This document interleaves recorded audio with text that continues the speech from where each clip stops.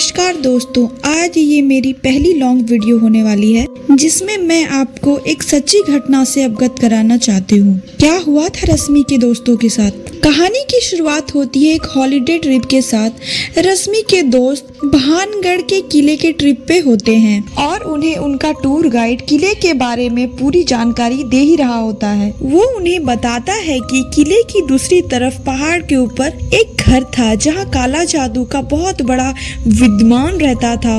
उसका नाम सिंधासुर था। उस गाइड ने बताया कि वह राजाओं का बहुत बड़ा वफादार और उसी ग्रुप में एक लड़की बोली, आगे बताओ क्या हुआ था उन लोगों के साथ। तो गाइड ने कहा, सब्र करो मैं बताता हूँ। तो गाइड ने बताना शुरू किया।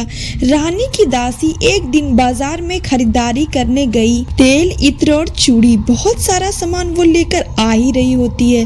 तो रास्ते में वो देखती है कि उसकी तेल की शीशी दुकान पे ही छूट गई। जब वो वापस मुड़ती है अपनी तेल की शीशी लाने के लिए, उसकी तेल की शीशी में जादूगर कुछ मिला रहा होता है। तो वो देख के डर जाती है। चुपके से पीछे से वो सारी चीज होते हुए देख ही रही होती है। अचानक उस जादूगर की नजर इस दासी पे पड़ती है। वो इसे देख के भाग खड़ा होता है। जब वो दासी महल लौटकर महाराज से सारी बातें कह ही रही होती है, तब वो समझ जाते हैं कि महल की समस्याओं का कारण कोई और नहीं, वो जादूगर था।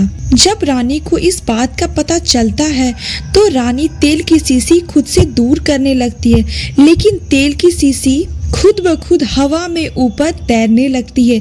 तब वो रानी देख के डर जाती है। जब तेल की शीशी को वो अपनी खिड़की से फेंकती है तो वो पत्थर पे जाके टूट जाता है। वो पत्थर उस जादूगर के सर पे जाके लगती है और जादूगर वही मौत के घाट उतर जाता है। मरते मरते वो जादूगर इस शहर को श्राप देता है, ये शहर कभी आबाद नहीं हो पाएगा। और एक ही रात में सारा शहर शमशान में तब्दील हो जाता है। और उस टूर गाइड ने कहा कि रात होने के बाद अभी भी ये शहर जाग जाता है और वो तांत्रिक की आत्मा अभी भी इस किले में घूमती है। उसकी ग्रुप की एक लड़की जिसका नाम रिया था, वो बहुत डरपोक थी। उसने कहा कि शाम होने वाली है, अभी लौट चलते हैं। तो उसके ग्रुप में कुछ बच्चे ऐसे थे जो इन सब चीजों में विश्वास नहीं करते थे। वो लोग रात में रुकने का प्लान बनाते हैं और कहते हैं कि ये सब बेतुके की बात है, भूत वूत कुछ नहीं होता, आज यहाँ रुककर ये चीज साबित कर ही देंगे। लेकिन वो टूर गाइड कहता है,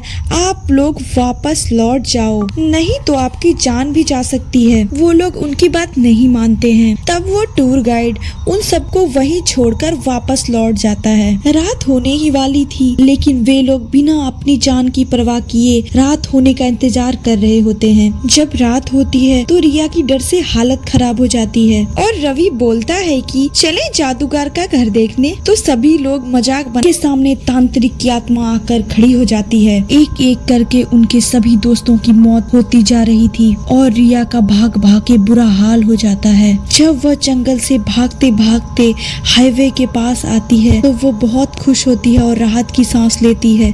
लेकिन वो फिर डरने लगी थी क्योंकि वो काली रात अभी खत्म नहीं हुई थी और डर से उसे चक्कर आने लगते हैं। रिया वहीं बेहोश होकर गिर जाती है और जब उसकी आंख खुलती है तब वो देखती है कि सवेरा हो चुका था। तब वह राहत की सांस लेती है। वो अपने सारे दोस्तों के बारे में सोचकर खूब रोती है। रास्ते में उसे एक आदमी हेल्प देता है और वो अपने घर पे सुरक्षित पहुंच जाती है। जब हम रिया से इस ट्रिप के बारे में पूछ रहे थे तो रिया की डर से हालत खराब हो गई थी। वो कुछ डर से बता नहीं पा रही थी। कुछ हिम्मत करके जब रिया ने पूरी कहानी को हमें बयान किया तो हमें समझ आया, हमारे रोंगटे खड़े हो गए थे। आज के लिए इतना ही। आपसे मैं मिलूंगी अगले रियल हॉरर स्टोरी के साथ। तब तक के लिए बाय बाय।